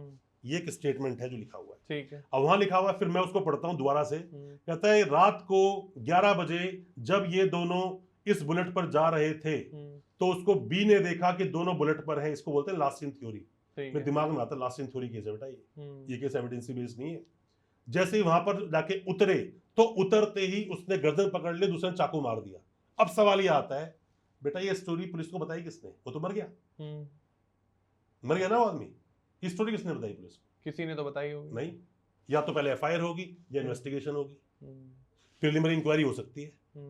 बिना एफआईआर काटे इन्वेस्टिगेशन कैसे हुई? लेकिन कई बार पुलिस लिख देती है एफआईआर में कि हमें सूत्रों से पता चला। सूत्रों से कैसे पता चला? सूत्रों से पता चला तो पहले एफआईआर, सूत्रों से पता चला तो एक गवाह बन गया, आई विटनेस है। मुखबिर, अरे भाई मुखबिर तो आई विटनेस बनेगा फिर वहां पर। क्या मुखबिर को कोर्ट में बुलाना लीगल सर मेरा सवाल कुछ और है, आप सवाल समझो पहले मेरी बात का। ठीक है। वो कहता है कि रात को जाते हुए बी ने एक्स और वाई को बुलेट पे देखा। ठीक है। यहां तक ही तो स्टोरी बनेगी, बाद में डेड बॉडी मिलेगी उसकी। अब किसने किसको मारा? ये बीच में एपिसोड कहां से आया? ओके। मैं फिर बोल रहा हूं आपसे, जब एक वकील साहब जब केस को पढ़ते हैं ना दोस्त, तो उसमें जब पहली बार पढ़ते कुछ और होती है वो एफआईआर। मेरे साथ हुआ है ऐसा, और ऐसा ही होता है हमेशा। जब पहली बार एफआईआर पढ़ते हैं बड़ी जल्दबाजी पढ़ते हैं, सामने वाला सवाल पूछ रहा होता है, अपने एक्सपीरियंस के बेस पे जवाब दे रहे होते हैं, पर जैसे उस एफआईआर को दोबारा पढ़ते हैं बहुत कुछ निकलता है उसमें से। अभी रिसेंट का केस है हमारे पास। एफआईआर पढ़ना ही एक कला है। कला है सर, पैसे लेते हैं लोग, वकील लोग इस चीज के। आप भी लेते हैं? सभी लेते हैं सर। क्यों नहीं लेंगे सर? बहुत मेहनत लगी है, बहुत बार अपनी हेल्थ को भी हमने कॉम्प्रोमाइज किया है, और बहुत बार जिस समय आप लोग फेस्टिवल्स मना रहे होते हो हम उस केस में फंस जाते हैं। कई बार क्या होता है, कुछ ना फास्ट ट्रैक केस चल जाते हैं। ज्यादातर मुझे लगता है केसेस ही फेस्टिवल टाइम पर होते हैं। नहीं सर देखो, वहां पर क्या है कि फेस्टिवल टाइम पे भी केस होते हैं। मान लीजिए कि ये दिवाली है, मतलब दिवाली है, अभी एकदम से फोन आया, जैसे कि सुबह फोन आया कि सर यहाँ पे एक मर्डर हो गया सर, मेरे भाई को उसने उठाया पुलिस ने, और सर उसको पेश करेंगे कोर्ट में, क्योंकि ड्यूटी मजिस्ट्रेट तो हमेशा है, 365 दिन कोर्ट खुलते हैं, छुट्टी वुट्टी तो कोई होती ही नहीं। अब वहीं पर वकील साहब का होना बहुत जरूरी है कि पहली अपीयरेंस है वो कोर्ट में, वकील साहब को होना चाहिए। तो मेरी दिवाली बाद में बनेगी 5-6 बजे के बाद, पहले मुझे उसको देखना है। ये भी हो सकता है कि शाम को 7 बजे 8 बजे मजिस्ट्रेट के घर पे पेश करने जा रहे हैं, तो मुझे वहां पे होना पड़ेगा। एक वकील साहब इतने एक्टिव होने चाहिए कि अगर रात को 2 बजे फोन आए कि यहां पर रेड मारने पुलिस आई है, वकील साहब जानते हैं वहां पर बहुत कुछ बचा सकते हैं। बहुत कुछ इलीगल जो सर्च होती है ना, सर्च और सीजर होता है, 107 इसको बोलते हैं अटैचमेंट ऑफ प्रॉपर्टी, उससे पहले आ जाओ 105। 105 का मतलब होता है वीडियोग्राफी पूरी होगी। जब सर्च और सीजर हुआ, साइन वाइन सबकी वीडियोग्राफी होगी। ठीक है। और यहीं पर अब 2 इंडिपेंडेंट विटनेस भी होने चाहिए। आपके वकील साहब खड़े और ये सब कुछ हो नहीं रहा, उन्हें यहीं से मुद्दा पकड़ लिया उन्होंने कि मेरा डिफेंस ये है कि 2 इंडिपेंडेंट विटनेस नहीं होने चाहिए। वीडियोग्राफी देखिए वो जो सीजर है ना, विटनेस होना चाहिए कि सामने कौन था जिस सामने वो सारी सर्च वर्च की गई है। सर सर्च को गलत तरीके से अगर आपने कर लिया ना, बंदा एक्विट हो जाता है, बेल की तो बात की बात है। मैं वही समझा रहा हूं फिर से आपको, जितना सीरियस केस होगा उतने ज्यादा क्वेश्चन ऑफ लॉ आएंगे। डायरेक्ट सीधे घर पर जाके उठा लेना किसी भी बंदे को, क्या ये लीगल जो है ठीक सर है? देखो, पुलिस, मैं हर जगह में पुलिस को गलत नहीं बोलता, हाँ। और फिर बोल रहा हूँ, प्रिवेंशन ऑफ करप्शन एक्ट 1988 आपके लिए, सबके लिए बना है। पुलिस वाला हरकत करे, एक्शन कर दो। और सब पुलिस वालों को, जितने भी सरकारी नौकर हैं, उन सबको भी मैं एक बहुत काम की पते की बात बताता हूँ कि आप सबको भी सेक्शन 8 पढ़ लेना चाहिए। डिमांड का जरूरी है होना। बिना डिमांड के पैसा अगर दे दिया गया तो वो प्रिवेंशन ऑफ करप्शन में नहीं जाएगा। 7 दिन के अंदर अंदर कंप्लेंट भी होनी चाहिए। बात ये, पुलिस गई, पुलिस ने उठाया, अरे पुलिस उठाना छोड़ो, वो तो आजकल तो मैंने देखा 2 बंदे सिविल में आते, बंदे घर से उठा के ले जाते हैं।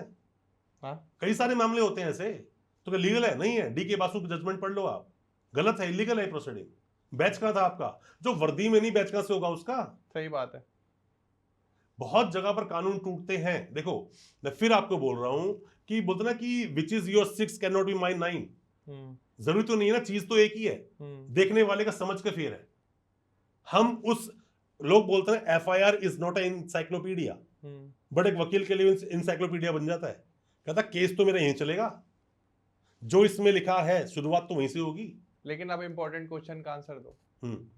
मान लीजिए एक्स ने मर्डर कर दिया, अब ना उसे जेल जाना है, ना उसे प्रोसीडिंग करनी है, कोर्ट से भी बचना है, पुलिस से भी बचना है।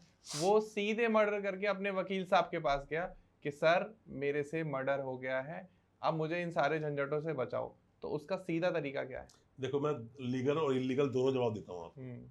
होता क्या है कि पहली बात, आपसे कोई अपराध हुआ, मर्डर ही नहीं, कोई भी अपराध हो गया, जितना जल्दी हो सके सीधा अपने वकील साहब के पास पहुंच जाओ।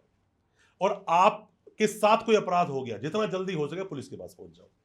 अब बात ये आती है, मान लीजिए कि उसी थाने में मर्डर हुआ है, मर्डर में आपका नाम आया, किया नहीं किया जज साहब डिसाइड करेंगे, हमारा काम नहीं है। मर्डर हुआ, कोई आदमी मर गया, उसका नाम आ गया, अब उसी थाने का SHO आपका जानकार है। अब वहीं पे स्टोरी बदल दी जाती है कि मर्डर तो हुआ, जब मर्डर हुआ इसको इन्फॉर्मेशन मिली, ये उसके पास था, अभी हमने ट्रैक किया तो आसपास मिला भी नहीं, मर्डर ऑफ वेपन इसके पास से है नहीं, पूछताछ में ये पाया गया कि इसने मर्डर शायद नहीं किया होगा, इसीलिए हम इसको 41A का नोटिस देकर अभी छोड़ रहे हैं। छोड़ दिया ना उसे। ये तो लीगल प्रोसीडिंग है, ठीक है। कुछ इलीगल तो इसमें नहीं हुआ ना अभी तक। अब इलीगल कैसे होता है कि उसको पकड़ा, वो थाने उसी टाइम पकड़ लिया, बिठा रखा है उसको, कुछ पैसे का लेन देन हुआ, उसको छोड़ दिया, भाग जा तू यहाँ से, भाग जा, आत्महत्या ही हो। ये इलीगल प्रोसीडिंग है।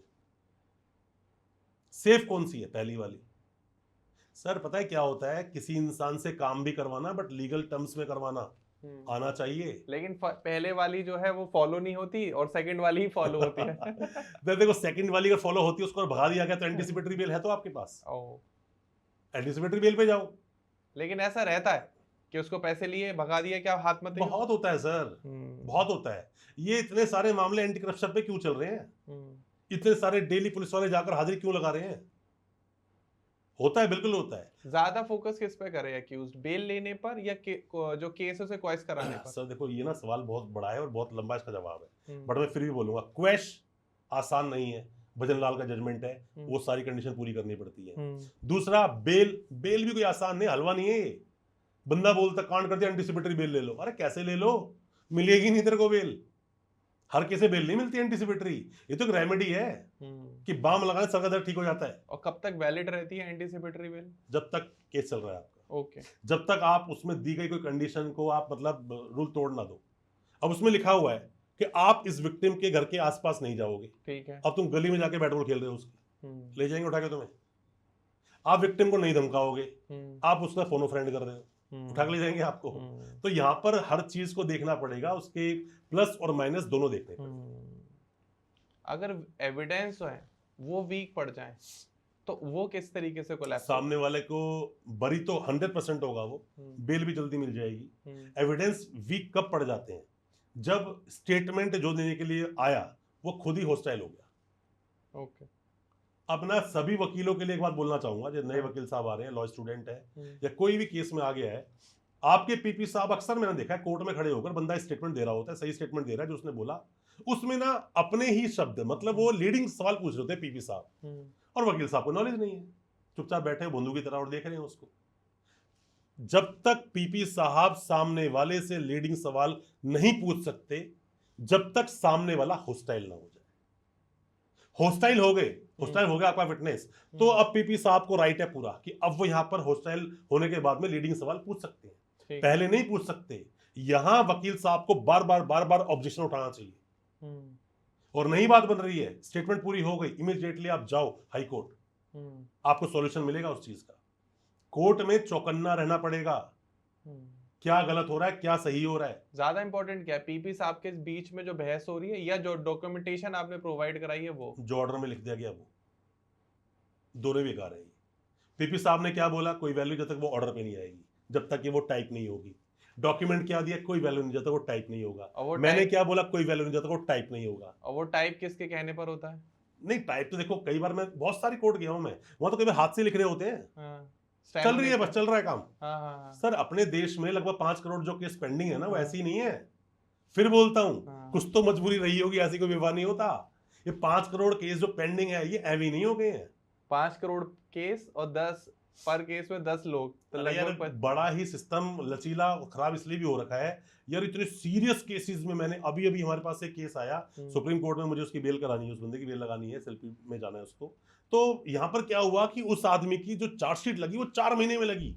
ठीक है, उड़ीसा केस है वो, और वकील साहब ने डिफॉल्ट बेल तक मूव नहीं करी, जबकि तुरंत मिल जानी चाहिए। अरे बेसिक्स है ये।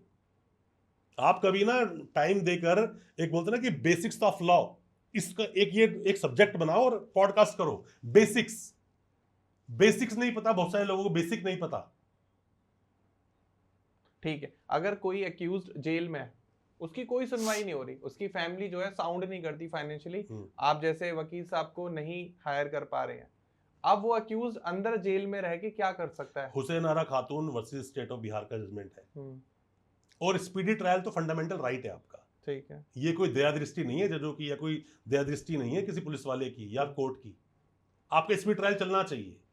बोलते ना कि justice delayed is justice denied. अब मान लीजिए कि किसी के भाई की डेथ हो गई, किसी भाई को मर्डर कर दिया, उसको मार दिया, आज ट्रायल 9 साल से चल रहा है, और जैसे ही उसको अरेस्ट किया, मुझ जैसा कोई वकील गया, 3 महीने बेल लेके आ गया, ठीक, उसको इंसाफ तो बेचारे को नहीं मिला ना। 9 साल से वो आदमी आजाद घूम रहा है, जब जब देखता होगा तब तक उड़ता होगा अंदर ही अंदर। उसकी माँ बाप देखते क्या बोलते, हम इसको मार दें, ऐसे होता है ना। तो ये जस्टिस डिलेड जस्टिस डिनाइड हो गया। स्पीडी ट्रायल की इमीडिएटली एप्लीकेशन मूव कर दो। ठीक है, नहीं हो रही, सुप्रीम कोर्ट तक जाओ। देखो चीजें ना बोलते कुछ, बहुत सारी बातें किताबों में दब के रह जाती है। क्या दब के रह गई है? क्वालिटी एजुकेशन दी जाएगी, क्वालिटी हेल्थ के लिए आपको हॉस्पिटल बनाए जाएंगे, होता ना, quality law, quality legal aid मिलेगी। अरे क्वालिटी मिलेगी, बोलते ना फ्री में, अगर फ्री में कुछ देना ही है ना, स्वास्थ्य न्याय और एजुकेशन दे दो, ये फ्री दो। अरे पर फ्री भीख में मत दो, क्वालिटी चाहिए। क्वालिटी जिस दिन मिलेगी, उस देश के तरक्की होने से कोई रोक ही नहीं सकता दोस्त। क्वालिटी मिलनी चाहिए। अब एक बेचारे का मर्डर हो गया, यहाँ पर वो जा रहा है लीगल एड ढूंढ रहा है, उसको मिल ही नहीं रही। जो लीगल एड मिल रहा है वो फोन नहीं उठा रहा, उसका बातचीत तक नहीं कर रहा। इसका पैमाना कैसे होगा, कैसे मापेंगे इसको आप? एक गरीब आदमी, उसको पता ही नहीं। बहुत सारे लोग आते हैं, बड़े देखो, एक सही आदमी जो होगा ना, उसको गिलानी फील खुद होती है। जैसे कई बार मेरे सामने आते, एक बुढ़ा आदमी है 60 साल का, बेचारा हाथ जोड़ के और नीचे आके बैठ गया, ऑफिस में आया बैठ गया, तो मुझे गिलानी फील होती है कि इंसान वो भी और मैं भी। आप उसकी एज की तो कम से कम थोड़ा सा कंसीडर करो। सही बात है। मैं खुद चेयर से उठ के बोलता हूँ, देखो यार नीचे मत बैठो आप, चेयर दी है, चेयर पर आराम से बैठो, आप सामने चाय पिए, कॉफी पीजिए, फिर आप मुझसे डिस्कस कीजिए। वो बेचारा हाथ जोड़ के बैठ रहता है ऐसे करके, हाथ में उसके वो होता है गमछा, वो बैठ रहता है ऐसे। तो ना यहाँ पर ना अंतरात्मा ना हमें काटती है। वो कहती है या तो इससे फीस मत पकड़ियो, और पकड़ लेना बेटा तो आर पार होना चाहिए, भाईबंदी नहीं चलेगी इसके अंदर। यहाँ जमीर आपको फिर गड़बड़ कर देगा साथ में। बोलते ना कि दे शिवा पर मोह ये, शुभ कर्मन से कबहू न डरूं, ना डरूं अरि हो तब जाए लड़ूं, निश्चय कर अपनी जीत करूं। आप जब ऊपर वाले को मानते हो ना, थोड़ा सा भी आपके अंदर थोड़ी सी भी अगर इंसानियत है ना, तो इंसान को देख के केस कर रहा होता है। हम वकील लोग है ना, हम 2 मिनट में भाप लेते हैं हमारे क्लाइंट को, 2 मिनट में। हमें ज्यादा नहीं लगती, बड़ा होगा कोई खलीफा कितना बड़ा होगा, कहता मैंने 5 मर्डर 6 मर्डर किए, तो हम फीस ज्यादा लेते हैं उससे। फीस भी लेंगे, काम करेंगे, जहां उसने लेफ्ट राइट किया बाय, हम तेरा केस लड़ेंगे। सही बात है, हमारी मर्जी है यार, नहीं लड़ेंगे तेरा केस। अब जो गरीब आ गया, अब उससे पैसे तो नहीं है, मैंने कहा मुझे इतनी फीस चाहिए, उसका 20% ही दे रहा है, या तो मैं उसकी फीस ना पकड़ू, मत पकड़ उसकी फीस, कोई दिक्कत नहीं है। पकड़ ली तो फिर पकड़ ली ना, फिर कोई नहीं। अब यहाँ पे भी दिक्कत होती है दोस्त, मेरा खुद का पर्सनल एक्सपीरियंस ही बोलता है, पता नहीं मेरी कुंडली ऐसी है, मेरी किस्मत ऐसी है, जिसकी मदद करने की सोचता हूं ना, वही धोखा देता है। मैंने बहुत करे हैं मेरी लाइफ में केस, बहुत करे हैं। बेल होने के बाद बस सबसे पहले केस लड़ रहा हूँ और अब उसके 3-4-5 महीने मुझे पता है इसकी बेल होने वाली है। अब वो क्या बोलते हैं, अरे वकील साहब 6 महीनों तक बेल ही नहीं हुई। पका पकाया सब कुछ पका मैंने दिया, रेडी कर दिया, दूसरा वकील एंट्री मार के बेल करा के ले जाता है। हम कहां पर जीरो। अच्छा, बेल होने के बाद क्या बड़ी गलतियां जो नहीं करनी है अक्यूज्ड को, वो और बता दीजिए। यार मालूम है, देखो क्या है ना, देखो विद्वान जो होता है ना, जिसके पास नॉलेज हो गया, नॉलेज उसकी नॉलेज बोलती है। ठीक है। वो बोलते हैं स्वदेशे पूज्यते राजा विद्वान सर्वत्र पूज्यते। बात क्या होती है कि जो विद्वान है ना, जिसको जानता है कि वकील के यार मुझे नॉलेज बहुत है, बहुत केस लड़ लिए हैं, उसके पास तो कमी होती नहीं, उसकी पॉजिटिव एनर्जी आसपास घूम रही होती है, केस अपने आप खिंच के चले उसके पास आ जाते हैं। ठीक। नए नए जो वकील है जिसको नॉलेज नहीं है, बहुत सारे बंदे आपको मिलेंगे जो गलत तरीके से ही बात करते हैं। ठीक है। वो काट की हांडी एक बार तो चढ़ा देते हैं, दोबारा नहीं चढ़ती। शुरू में 10-20 हजार जो ले लिया काम खत्म हो गया। बेल लोगों को मिलती है, बेल लोगों का अधिकार भी है, बट आप एब्सोल्यूट राइट नहीं है ये कि आपको बेल मिलेगी ही। एब्सोल्यूट राइट नहीं है, अधिकार है बट एब्सोल्यूट नहीं है। बहुत सारी चीजें कुछ इस तरह से हैं, बोलते हैं कि new wine in old bottle, कुछ इस तरह चलता है इस बात। हर बार नए नए ऑप्शन आते हैं। यार मैं तो डेली कोर्ट में देखता हूँ कि सुप्रीम कोर्ट के जजमेंट, आर्टिकल 141 बोलता है कि जो सुप्रीम कोर्ट ने बोला देश का कानून है, अरे ताक पे रख देते हैं नीचे कोर्ट, सुनते नहीं। पूरा हम जजमेंट पढ़ के सुनाते हैं, पता नहीं कहां से रीजनिंग निकालते, रीजनिंग में कोई नहीं होती। अर्नेस्ट कुमार के जजमेंट में एक बात बोली गई, बिना 41 के नोटिस के अगर किसी को अरेस्ट कर लिया आपने, तो यहाँ देखो सुप्रीम कोर्ट जजमेंट दिया, सुप्रीम कोर्ट के जजमेंट का वायलेशन हो गया ना ये। सही बात है। मतलब आपने बाप की नहीं सुनी। अब यहाँ पर क्या हुआ, पुलिस अरेस्ट करके ले आई और मजिस्ट्रेट ने जेल भेज दिया। अर्नेस्ट कुमार के जजमेंट के लास्ट के 2 गाइडलाइन के आप पढ़ोगे, पहली लाइन उस सेकंड लास्ट बोलता है कि अगर पुलिस वाला ऐसी हरकत करता है तो पुलिस वाले के ऊपर डिपार्टमेंटल एक्शन होगा, सस्पेंड हो सकता है, टर्मिनेट की भी आगे प्रोसीडिंग हो सकती है। लास्ट लाइन में लिखा है और अगर इस चीज को मजिस्ट्रेट साहब ने नहीं देखा और जेल भेज दिया, मजिस्ट्रेट साहब के ऊपर एक्शन होगा। अरे कहां होता है भाई, किसी का नहीं होता। होता है, मैं बताऊं कहां होता है। मैंने जो बोला है ना, इसमें भी वही बट आ गया। मैं कई बार हाईकोर्ट गया हूं 41 के ऊपर, पुलिस वाले पे एक्शन होता है। मुझे लग रहा है जो बेसिक्स ऑफ लॉ है ना, ये ज्यादा इंपॉर्टेंट है। अभी मैंने आपको बोला ना कि सर बेसिक्स ऑफ लॉ पे हम अगर बात करना शुरू करेंगे, अपने 5-7 आराम से पॉडकास्ट बनेंगे। एक मैंने पॉडकास्ट किया था बहुत पहले, एक टवलीन के नाम से वो थी एक होस्ट हमारी, बहुत अच्छा पॉडकास्ट था, काफी लाखों में लोगों ने उसको देखा भी। मैंने कई बेसिक्स पे बात की थी, उस पर बहुत सारे बेसिक्स बताए थे। लोगों ने बहुत सवाल पूछे कि सर हमने तो ये किताबों ढूंढने से नहीं मिला हमें। देखो बहुत सारी चीजें ना किताब ढूंढने से नहीं मिलेगी। जैसे कि मान लीजिए पुलिस वाले ने, अभी क्या होता है, पहले कानून अलग था, पहले रिमांड ले लिया तो एक 14-15 डेज का टाइम जो होता है, ले लेने के बाद बात खत्म हो गई, दोबारा आप जेल से ला सकते, अब ला सकते हो। अब पुलिस वाला आपको लिया है 3 दिन पे, फिर रिमांड पे रखा हुआ, पुलिस स्टेशन पूछताछ चल रही है, पेश कर दिया, ना तुम उसे कहीं लेकर गए, ना कोई डॉक्यूमेंट बरामद किया, कुछ नहीं किया, तो तफरी करने लेकर आए थे उसको, खो खो खेलने साथ में उसके। अब जब पेश कर दिया, मैंने मांग लिया जी प्रूफ दिखाओ, पेपर दो। आप प्रोड्यूस कर रहे हो, कुछ तो पेपर बनाए होंगे, वो बोल सकते हैं ना, इसने बताया ही नहीं, कुछ तो बनाए होंगे। वो किस्मत भी खराब मान लो, क्या वो उस क्लाइंट की, जज साहब बोल रहे मेरी तबीयत ठीक नहीं है, लिंक कोर्ट पे जाएगा मैटर, बाहर निकलते वो जो आई हो तो हाथ में जोड़ना शुरू कर दिया उसने, भाई आए प्लीज सर, वकील साहब ये मत मांगो सर, मेरे को दिक्कत हो जाएगी। अरे यार मैं क्यों नहीं मांगू, बताओ आप मुझे, ये किताब में थोड़ी लिखा है। मैं सवाल ये बोल रहा हूं, बहुत सारे ऐसी बातें हैं जो कई बार कोर्ट में कर रहे हैं। यार मजिस्ट्रेट साहब के पास बहुत काम है, हर एक केस को देखकर। मैंने एक वीडियो बनाई थी एक बार, एक तमिलनाडु का मैटर था, पुलिस वालों ने इतना मारा उस बेचारे को कि उसकी इतनी ब्लीडिंग हो रही थी उसको, कि उसकी 3-4 लुंगियां उसको दी गई, वो लुंगियां भी ब्लड में हो गई थी। जब पेश किया गया मजिस्ट्रेट साहब के पास में, तो मजिस्ट्रेट साहब, नीचे पुलिस वाले खड़े थे, बंदा खड़ा था ऊपर बालकनी से, ओके कर दिया उसे। मैंने पूरी वीडियो बनाई है उस पर, सारे पुलिस वालों पर मजिस्ट्रेट साहब पे एक्शन हुआ। मतलब उसको बेल कर दी? नहीं, जेल भेजा उसको, जेल भेजा उसको, इतना मारा पीट देखा ही नहीं है। अच्छा एक और सवाल आता है, हर 14 डेज में, आपने सवाल पूछा 14 डेज तक मत लगाओ, हर एक 14 डेज में जेल से बंदे को प्रोड्यूस करने के लिए क्यों लेके आते हैं कोर्ट में? क्यों क्यों क्यों घूमने के लिए आते हैं क्यों? पता नहीं। ये देखने के लिए कि मजिस्ट्रेट साहब ये देखें आदमी जिंदा है कि मर गया, अंदर आर्टिकल 21 का सेफगार्ड हो रहा है कि नहीं हो रहा है। अच्छा, इसलिए लेके आते हैं। और मेरा एक बात और भी है, वीसी पे होते हैं बहुत सारे बंदे, मान लो कि आप जेल में हो, मैं वहां का सुपरिटेंडेंट हूँ, पुलिस वाला हूँ, वो सामने जो बैठे हैं हमारे लोकी साहब, मान लीजिए वो मजिस्ट्रेट है, ठीक है, मैंने आपको पेश कर दिया वीसी पे और बहुत तोड़ा हुआ है, पैर सुधार रखे आपके, मार मार के मैंने वीसी पे, आप आए साथ में डंडा लेके और मारूंगा, और उसको छोटी रेस में आए, हाँ जी जेल नंबर 4, हाँ जी मैं आ गया, क्या नाम है, एक्स नाम का एक्यूज, हाँ जी हूँ सामने हूँ, अच्छा ठीक है जी आगे डेट ये दे रहे, खत्म। यही नहीं पूछा तू जिंदा है मर गया सही है खराब है क्या है, वो बोल नहीं सकता। इसलिए वीसी पर प्रोड्यूस करना नहीं होना चाहिए, मेरी नजर में नहीं होना चाहिए। सिक्के के दो पहलू हैं, तीसरा भी होता है सिक्का खड़ा हो गया तो फिर क्या करोगे आप।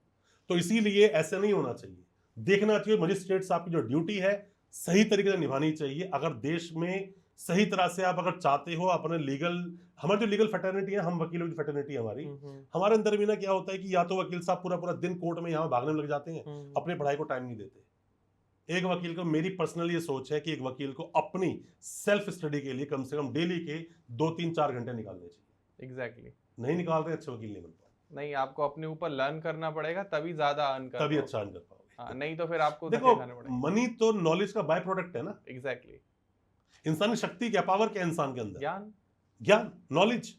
और ज्ञान तब तक वो काम का नहीं है जब तक उसका उपयोग ना हो, सदुपयोग या दुरुपयोग, दो ही चीज तो होगी। चाणक्यवाद बोलते हैं ना कि किसी इंसान, जो इंसान योग्य नहीं है उसके हाथ में शक्तियों का देना शक्तियों का दुरुपयोग है। मेरा बेटा अगर उस लायक नहीं है और मैं उसको दुनिया भर की संपत्ति दे दूं, सब हार जाएगा जुए में। सही बात। शराब में, चीजों में, जुए में, फालतू मट के अय्याशी में सब खत्म कर देगा। तो बोलते राजा का बेटा राजा नहीं बनेगा, राजा वो बनेगा जो राजा बनने के योग्य होगा। सही बात। तो आज का जो पॉडकास्ट था, वीडियो था, वो बहुत एनर्जेटिक था, बहुत शानदार था। मैंने खुद पर्सनली इस 1 आवर को एंजॉय करा और काफी कुछ सीखा। सेक्शन 41A, जिसके बारे में कि आप बिना नोटिस के किसी को अरेस्ट नहीं कर सकते। उसके अलावा आपके बहुत सारे मूल अधिकार हैं जो आपके राइट्स हैं। आप किसी भी केस में फंस रहे हैं, अगर आपको पुलिस कॉल कर रही है या आपको पुलिस बोल रही है कि पैसे दे बेटा निकल जा, कुछ मत करो, अपने वकील साहब को कॉल करो, उनको वहां बुलाओ, जो भी होगा वो डिसाइड करेंगे। जेल जाना कोई इतनी बड़ी बात नहीं है। हो सकता है कि आप छोटी सी परेशानी जेल के बाहर निकल जाओ, रेदर देन ऑफ इट आपको कोई बहुत बड़ी परेशानी बहुत लंबे समय तक झेलनी पड़े।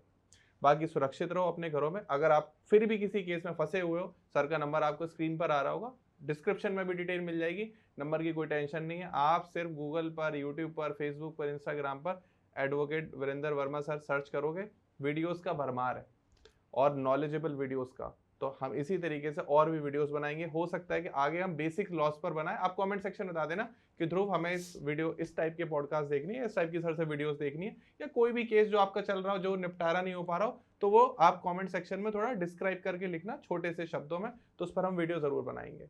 चैनल को सब्सक्राइब कर लो, वीडियो को लाइक कर दो, शेयर कर दो। Thank you so much sir for giving me time. बहुत अच्छा लगा बात कर। मुझे भी सर। और अच्छा लगता है लोगों तक मैं उनके अधिकार पहुंचा सकूं, क्योंकि अगर देखो जन्म तो एक ही मिला है, जितनी बुद्धि है उसको कोई छीन तो नहीं सकता, पर बांटने से बढ़ जरूर जाती है। तो बेटर है कि हम लोगों तक उनके अधिकारों के बारे में नॉलेज पहुंचाएं। 5-7 पॉडकास्ट आपके साथ हो गए तो मैं भी अपने अधिकारों के बारे में जान जाऊंगा। अच्छा है सर, कि देखिए मैं तो फर्स्ट जनरेशन लॉयर हूँ, मुझे किसी ने नहीं सिखाया ऑनेस्टली। तो खुद प्रैक्टिस कर करके, सवालों के बीच में घिर घिर कर, केस को पढ़ पढ़ कर सीखे। तो प्रैक्टिकली इतना कुछ सीख गए हैं कि इतना किताबें नहीं बता पाई जितना कि हमने प्रैक्टिकली कोर्ट में खड़े होकर सीख लिया। जो बहुत जरूरी है। जो आपने अंतरिम जमानत के बारे में बताया वो क्रक्स लोग यूज कर सकते हैं। Thank you so much sir. Thank you so much. Thank you so much. नमस्कार, राधे राधे।